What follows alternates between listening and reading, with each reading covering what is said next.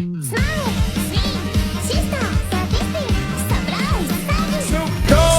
weed every day.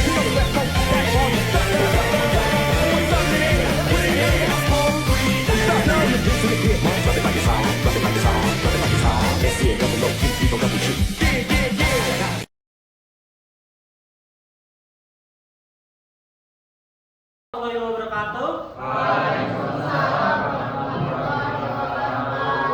Kami dari Universitas Bina Sarana Informatika ingin menyampaikan tentang pengenalan Python dasar untuk pemula. Di sini sebelumnya TKJ udah pernah belajar coding belum?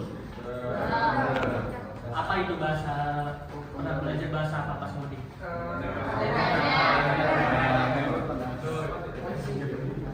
Hypertext kawan.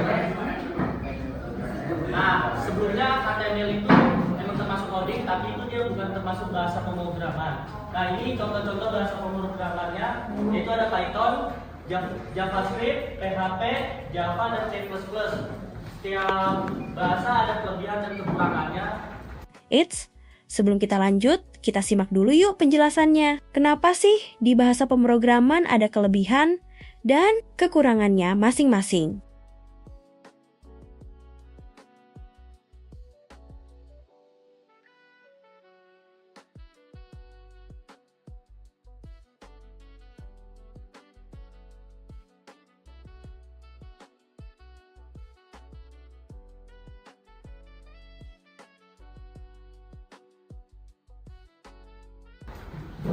Masing-masing. Nah, di sini saya ingin menjelaskan tentang bahasa pemrograman Python. Kenapa belajar Python? Sintaknya sederhana atau bahasanya lebih sederhana, jadi lebih mudah dipahami, terutama buat yang baru memulai belajar coding. Kamu bisa fokus ke logika tanpa harus ribet sama aturan penulisan yang terlalu kompleks. Banyak digunakan di industri, mulai dari web development, data science, sampai AI. Jadi skill Python ini kepake banget dan punya peluang kerja yang luas. Tutorial dan komunikasinya banyak. Jadi kalau kamu bingung atau error, gampang cari solusi di internet. Banyak juga forum dan video pembelajaran yang bisa bantu kamu berkembang lebih cepat. Jadi Python itu ya hampir sama kayak HTML, cuman dia udah termasuk bahasa pemrograman yang paling dasar untuk tingkat pemula. Lebih gampang lah perintah-perintahnya. Ini dulu. Selanjutnya ada tujuan pembelajaran. Setelah mempelajari materi ini, siswa diharapkan mampu memahami ada 4 dasar. Pertama itu ada memahami konsep dasar Python.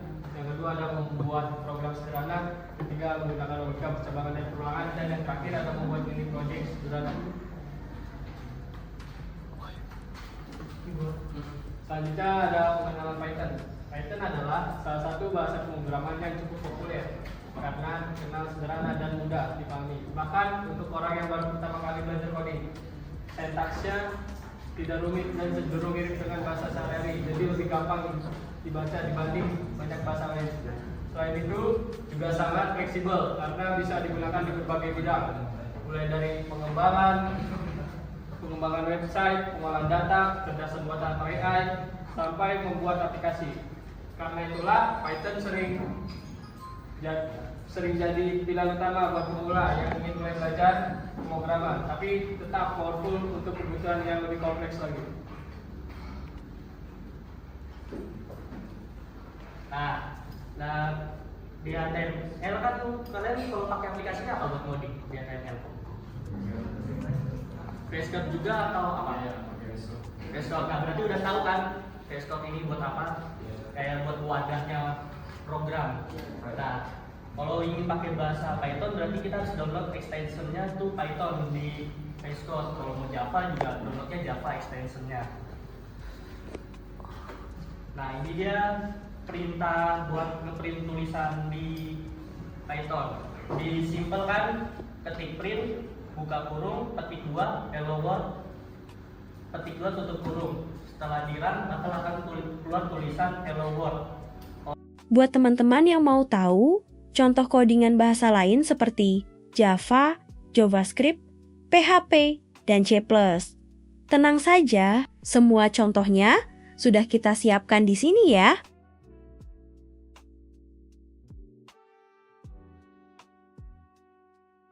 Kalau di HTML kalian H1 kan buat judul gitu, ya buat tulisan. Nah kalau di Python itu lebih simpel, buat buka tulisan itu tinggal bilang perintahkan print. Print itu tadi perintahnya. Variabel dan tipe data.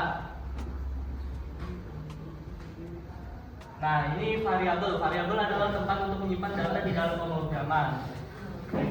Contohnya ini, nama, umur, dan tinggi. Ibaratnya variabel itu kayak kotak penyimpanan, kayak nama itu buat nama kita ini Bagas untuk di tempatnya ini di nama, dan angkanya ini untuk di tempat umur gitu. Apa itu tipe data? Tipe data adalah jenis nilai yang disimpan dalam variabel. Ya seperti ini contohnya. Nih angka itu termasuk tipe data tuh yang sebelah sini, kayak nama itu termasuknya tipe data string, angka itu kayak ini ya. String itu tipe datanya teks atau tulisan kayak nama atau kayak selamat datang atau apa. Integer itu bilangan bulat kayak angka 17 ya. Nah, contohnya kayak gini nih. Float itu bilangan desimal, kayak yang penting angkanya ada koma-komanya gitu. Kalau boolean itu kayak true atau false, kayak itu benar atau salah doang gitu. Input dan output. Di sini ada input dan output. Ini bagian dari inputnya, ini outputnya. Lalu ini print unit diri seperti yang Bagas tadi bilang ini orangnya. Lalu ini namanya variabel. Dari variabel ini kita masukkan input, nama. Lalu alamat juga sama, kita masukkan dari telepon, kelas, sekolah.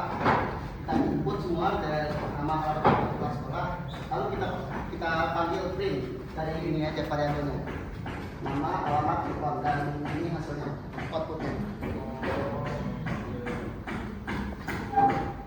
Tadi kan di outputnya kayak masih berantakan kan, jadi di sini ada dibenerin supaya berantakan. Jadi itu kita sebagai programmer bukan cuma bisa dijalankan doang, tapi harus rapi dan bisa dijalankan dengan baik.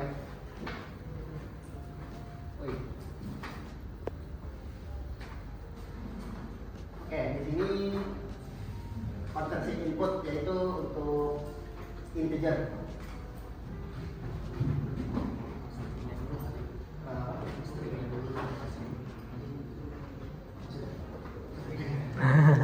Konversi input. Nah, ini kan ada dua tipe data. Nah, kalau kita input tentang string itu jadi print biodata diri. Nah, input aja gitu. Nah, kalau bedanya kalau ada angka kita harus tambahin int. Fungsinya int ini biar ke detect angkanya. Kalau enggak ntar dia bakal error di outputannya. Nah, kayak begini contohnya. Ya, sudah ada int di sini error. Di line 2.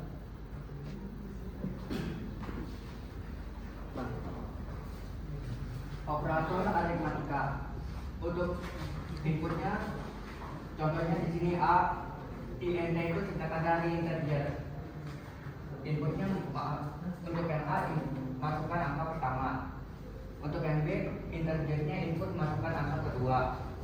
Outputnya kan di sini 10. Ini kan ada spasi ini. Ini cuma sebagai contoh aja. Contohnya yang A 10, yang B ini 3. Print hasil penjumlahannya A tambah B, hasilnya 13. Jadi itu simpelnya ini tentang kayak penambahan atau penjualan sesuai kayaknya.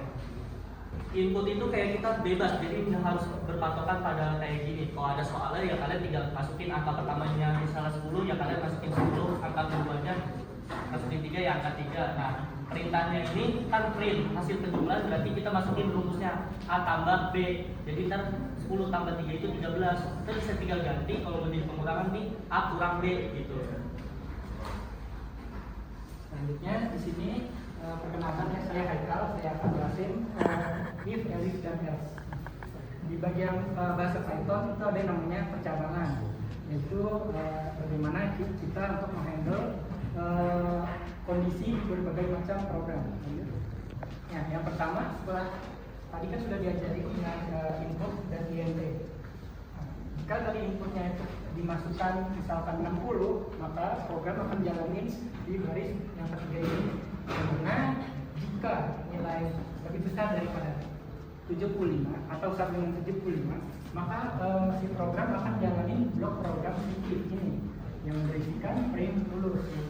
Nah, jika nilai yang kita inputkan tadi tidak lebih dari 75, maka program akan mengabaikan blok program if ini, maka akan langsung ke program si else.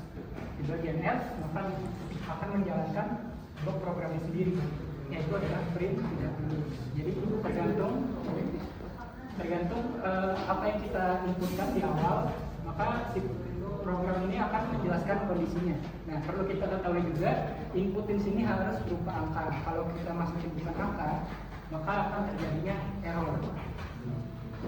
Ini bisa kita lihat tadi ya. Selanjutnya, tadi kan ada dua, ada if dan else. Bagaimana kalau ada if doang? Yaitu simpelnya itu kalau kita sebelumnya kan tadi if else itu kan kondisi benar, maka print lulus, kondisi salah berarti tidak lulus. Kalau if doang berarti kita cuma pengen kondisinya yang benar aja gitu. Misalkan bilangan kita tentuin nilainya 10. Jika bilangan lebih besar daripada 0, maka dalam perintah if yang pertama ini akan mencetak perintah bilangan ini adalah positif lalu lanjut ke sini. Tapi kalau kita bilangannya kita masukin 0, kan 0 tidak lebih besar daripada 0. Jadi yang akan tercetak hanya ininya saja, pengecekannya selesai. Yang ini tidak dibaca, dilewat. Selanjutnya, jika kita misalkan dihadapkan dengan banyak kondisi, kita bisa menggunakan yaitu elif. Elif itu singkatan dari else if. Di Python ini disikat. Jadi misalkan kita masukin nilainya itu berapa? 90, maka yang akan tercetak atau keluar di program ini yaitu baris bilangan yang ketiga ini. Nah, jika nilai lebih besar daripada 90, maka si if ini akan mengecek kondisinya benar atau salah. Kalau benar, dilanjutin programnya itu programnya sendiri yaitu print grade A. Jika kondisinya salah, misalkan kita inputnya 60, maka si ini akan memberitahu kita kalau ini bukan program dia, maka lanjut ke elif yang pertama. Jika elif nilai lebih besar daripada atau sama dengan 75, kita tentu tadi tuh nilai kita tadi berapa? 60. Apakah 60 besar daripada 75? Tentu enggak, maka ini akan dilewatin juga dan kita akan ke else yang terakhir, yang mana langsung dinilai C pasti di bawah 75. Nah, sebenarnya kita juga nggak perlu pakai satu elif aja, kita bisa pakai elif sampai semaunya kita. Jadi elif, misalkan mau bikin grade C, D, E sampai seterusnya gitu. Atau mau bikin terserah sih juga bisa. Sini ada contoh outputnya, kalau kita masukin 95 tadi langsung grade A. Sini nilai kalau kita masukin 70 grade C dan seterusnya gitu. Nah, selanjutnya ada perulangan atau loop. Ya. Kali ini kita bakal bahas loop. Ada yang tahu sebelumnya loop itu apa? Itu kayak perulangan. Ya. Awalnya itu kita dari inisiasi dulu. Itu sampai dengan 0. Bebas ini mau berapa? Tapi kita di yang contohnya 0. Lalu kita lanjut ke kebutuhannya. Jadi apakah I lebih kecil dari 5 ya? Lebih kecil dari 5.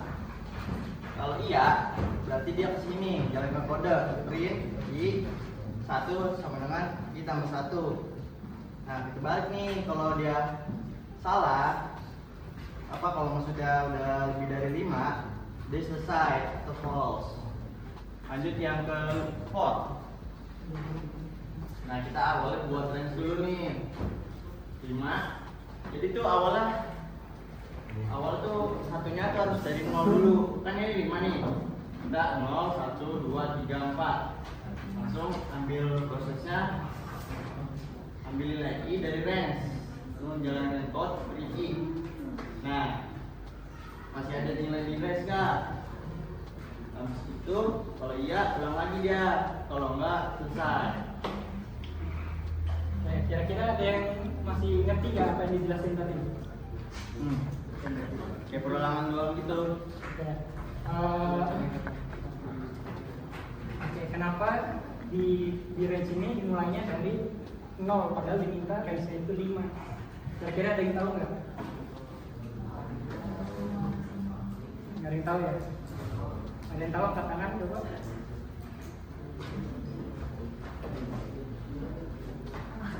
Ya, karena nggak ada yang tahu, mungkin saya kasih tahu aja ya. Di bahasa pemrograman itu semuanya itu dimulai dari 0. Jadi kalau misalkan kita range 5, perintah 5, berarti yang muncul berarti dari 0. Karena 0, 1, 2, 3, 4. Berarti di sini yang bakal kita buat itu cuma ada 0 sampai 4 saja. Nah, bagian while ini kira-kira ada yang tahu nggak bedanya while sama for? For apa? Kan sama-sama nih. 0 sampai 4 outputnya, itu juga 0 sampai 4 untuk cetak doang. Kira-kira ada yang tahu nggak? Nggak ada. Nggak ada? Oke. Contohnya gini, kalau while itu kita pakai kalau misalkan kondisinya itu kita nggak ketahui. Sementara kalau for itu yang tadi yang sebelah kanan itu kita pakai misalkan kalau kita ingin menentukan sendiri mau berapa kali ngulangnya. Kayak tadi kan i-nya itu kan 0. Terus kalau i-nya lebih kecil daripada 5, kita tambah 1 dan bakal terus ulang sampai dia ke 5 tadi. Nah, di sini. Nah, selanjutnya yang tadi coba balik lagi. Kalau while itu tadi ya tergantung kondisinya. Coba balik ke slide ini. Di sini kalau di for itu kita tentuin sendiri di range-nya berapa kali ngulang, kita ulang 5 kali. Sementara kalau di while itu kita nggak matiin sendiri, itu dia ngecek di kondisinya apakah i-nya itu lebih kecil daripada 5. I-nya kan 0. Kalau iya maka dia jalanin print i-nya cetak 0 terus ditambahin 1 dibalik sini apakah sudah lebih besar daripada 5. Karena masih belum besar daripada 5, masih 1, maka masih jalan ini dan akan terus berulang sampai kondisinya terpenuhi. Sementara di for tadi itu kita tentuin sendiri mau berapa range-nya dari 0 sampai terserah kalian mau berapa. Oke, selanjutnya di sini ada break dan continue. Di perulangan itu kan kita bakal mengulang terus tuh. Kalau misalkan kita tadi masukin i-nya itu sampai 100, dia bakal ngulang terus sampai 100. Cuman kan terlalu lama mungkin. Nah, jadi kita bisa pakai break untuk berhenti dari perulangannya. Nah, kalau kita mau lanjutin di perulangannya, kita pakai continue. Misal di sini for i in range 5. Di tadi dia bintangnya 5, berarti 0 sampai 4. Cuma jika i-nya itu udah 3, programnya kita berhentikan di break. Maka yang tercetak di outputnya nanti cuma sampai 2. Ini perulangan for. Tadi contoh di perulangannya while. Di while kita inputkan nih, misalkan bilangan apa aja.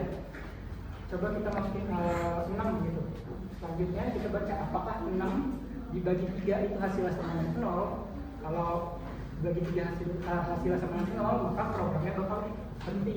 Tapi kalau kita masukinnya 5 kan nggak bisa kita bagi dengan 3, maka programnya bakal mengulang terus sampai kita masukin angka yang bisa dibagi 3. Nah, ini juga ada contohnya yang di break outputnya di sini. Kalau misalnya masukin 9, ya kasih ini perintah 9 bisa keluaran ya 9 bisa dibagi dengan 3. Jika kita masukin 24 juga bisa dibagi 3, maka dia jalanin perintah yang ini bisa dibagi 3. Tapi kalau kita masukin angka yang tadi nggak bisa dibagi 3, maka perulangannya berhenti.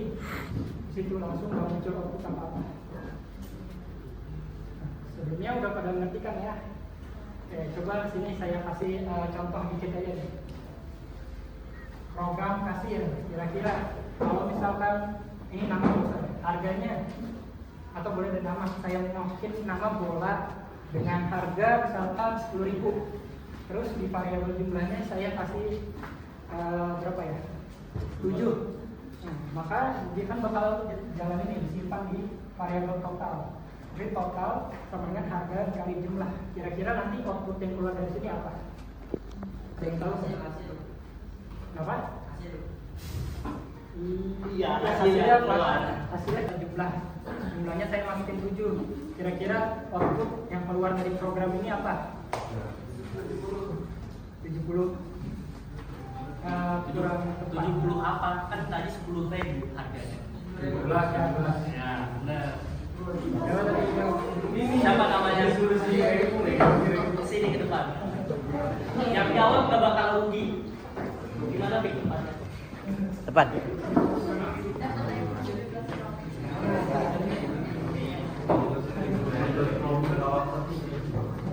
Di sini.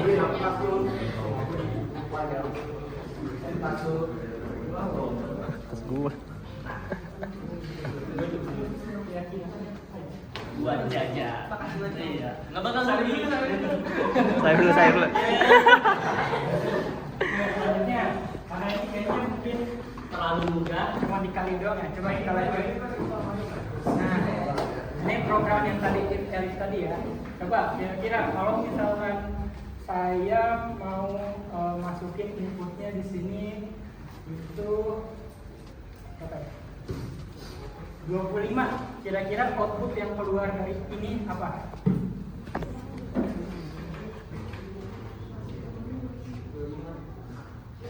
Kira-kira ini bakal masuk ke yang mana dan yang dicetak apa? Ayo nggak usah malu-malu udah ada contoh duitnya ini masih ada 2 lagi. Yang mau kan ada. Nah di sini kan variabelnya tentang umur. Kalau kita input umurnya itu 25 tahun, maka dia bakal masuknya ke yang mana? Dia berkotak. Coba angkat tangan aja. Kalau Kalau berani ya angkat tangan biar dapat tahu duitnya. Dewasa bu. Kalau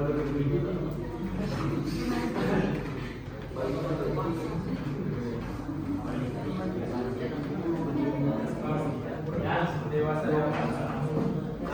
Kenapa bisa dewasa? nah, kenapa dewasa? Karena di atas 16. Udah berkomis. Ya udah sih di depan.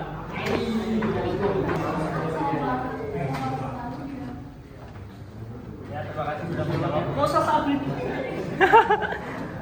itu kenapa tadi bisa dewasa? Karena ya tadi yang saya minta 25 kan kalau bisa 60. Kali lanjut yang kedua. Yang kedua, apakah umur lebih besar dari 18? Benar. Tadi jawabin sering. Selanjutnya ini agak susah mungkin. Berulangan lain. Kira-kira ada yang bisa jawab nggak tadi? Kalau angkanya saya input 5, kira-kira yang keluar bakal apa? Angka berapa aja yang keluar? Iya, 1, 2, 3, 4. Bukan. Oh, 1, 2, 3, 4, 5. Ini enggak, ini dia bakal, kalau misalnya saya masukin angka 5, dia bakal mulai terus cetaknya apa 5. Cetak 5 doang, cetak 5, ngulang terus. Minta saya masukin angka lagi. Kalau saya masukin angka 4, waktu itu kira-kira apa?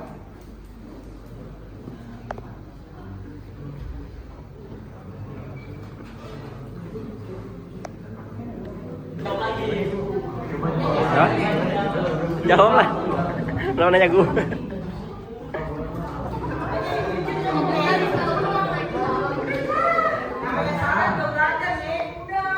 Udah, nggak ada yang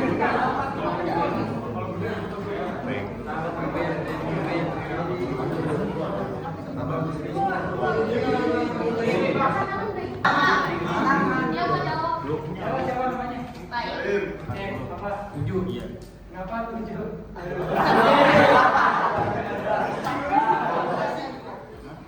Oke, kalau misalnya saya tadi masukin 7, mungkin dia cetakan 4. Ya, 4. Ya, saya kalau kira-kira nih, biar bisa keluar.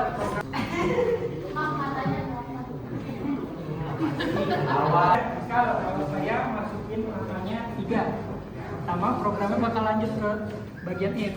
Ngecek dulu apakah angka ini yang tadi kita input itu sama dengan 0. Tentu enggak, maka programnya akan cetak si angka yang kita input. Lalu programnya akan berulang.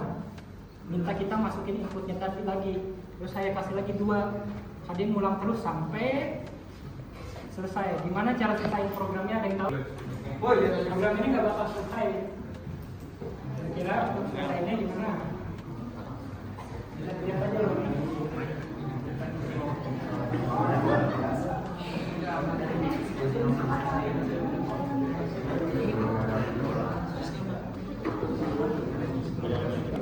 Ngomong aja.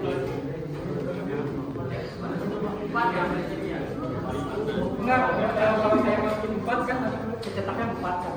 Cuman biar untuk program ini selesai kan nggak bakal selesai tuh kalau masukin 4 dia cetak 4, masukin 3 dia cetak 3. Gimana caranya kita keluar dari si perulangan ini?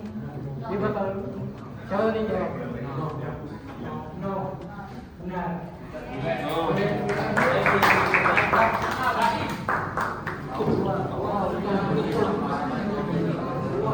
Jauh banget.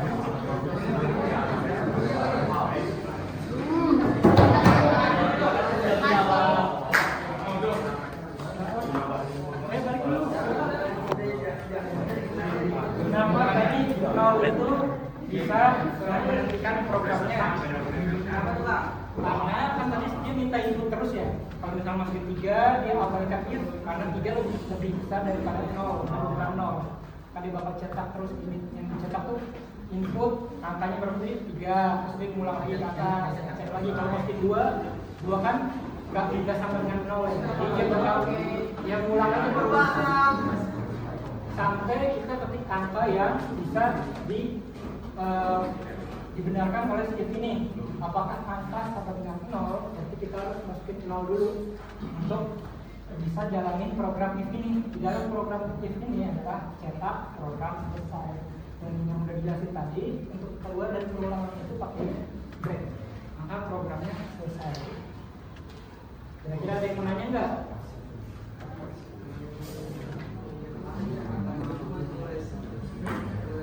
Oke, kalau ada yang nanya, nih dari teman-teman saya deh. Oke, kalau udah nggak ada yang ditanyakan, mari saya tutup dulu. Sebelum saya tutup, ingin saya kasih tahu tentang Python adalah langkah awal menjadi programmer. Setelah ini kamu bisa melanjutkan ke menjadi web development, data science, atau AI machine learning. Nah, perlu kita ketahui juga kalau kita sering pakai ChatGPT, kita juga harus tahu kalau ChatGPT itu atau AI lainnya itu base-nya ya dari bahasa Python. Karena kenapa Python? Karena dia yang paling mendekati bahasa manusia. Makanya kalau kita ngomong ChatGPT, dia kan pasti nggak bakal jawab pakai program ya, bakal jawab pakai bahasa manusia. Kira-kira mirip sama si Python ini. Ini ada tips belajarnya. Ya, tips belajarnya, kalau kita ingin jago ngoding atau programmer handal, lebih baik kalian praktekkan langsung, karena membaca doang sintak atau bahasa-bahasanya itu nggak bakal terlalu paham. Kalau kalian coba praktekin langsung, kalian bakal ngerti. Coba ubah kode, ya kalian mencari-cari kode-kode. Nah, sebenarnya bahasa pemrograman ini gampang kalau mau aja. Makanya kita harus biasain diri untuk coba-coba aja lah, paling enggak sejam sehari gitu kita lagi kode program. Saya sih rekomendasinya itu Python karena itu paling gampang. Coba bahasa pemrograman lain, misalkan Java, belum tentu juga ini teman-teman saya ngerti. Makanya kita pakai Python karena itu yang paling gampang dan paling bahasa manusia lah. Yang penting syaratnya satu itu bisa bahasa Inggris. Karena kayak kita lihat tadi kan print itu bahasa Inggris, terus if bisa itu bahasa Inggris, else itu bahasa Inggris. Kalau kita bisa bahasa Inggris, pasti bisa bahasa Python jika mau belajar. Ya intinya jangan takut error, itu artinya jangan ragu untuk mencoba segala hal, karena sesuatu itu pasti ada gagalnya. Kalau nggak gagal nggak bakal ada proses untuk sukses.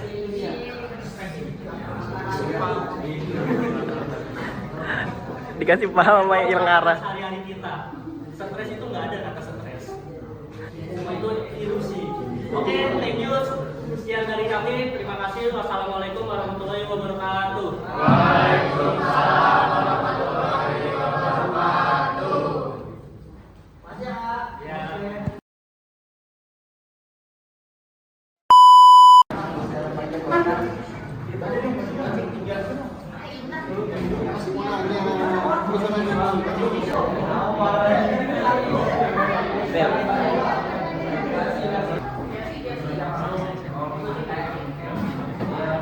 Balikin ke dapur. Ini dapur mana Pak Sudimara mana? Sudimara Jaya juga. Iya Bu. Di tanah 100. Mereka pramuka guys. Ikan cimpul ini. Jadi satu shift yang PDW itu ada 20 orang. Jadi misalnya menikah ada minum nggak di digaji Jay nyuci gitu. Selamat makan, selamat makan. Hasilnya siapa? Hasil mereka berdua. Woi, program mereka berdua. Kita makan MBG. Pak Prabowo izin makasih ya MBG-nya Pak Prabowo. Pak Prabowo katanya Pak Prabowo. Ya Prabowo. Mahasiswa juga butuh ya? Butuh banget MBG. Mahasiswa butuh ya? Alhamdulillah bisa nyobain MBG. MBG sebelum mati.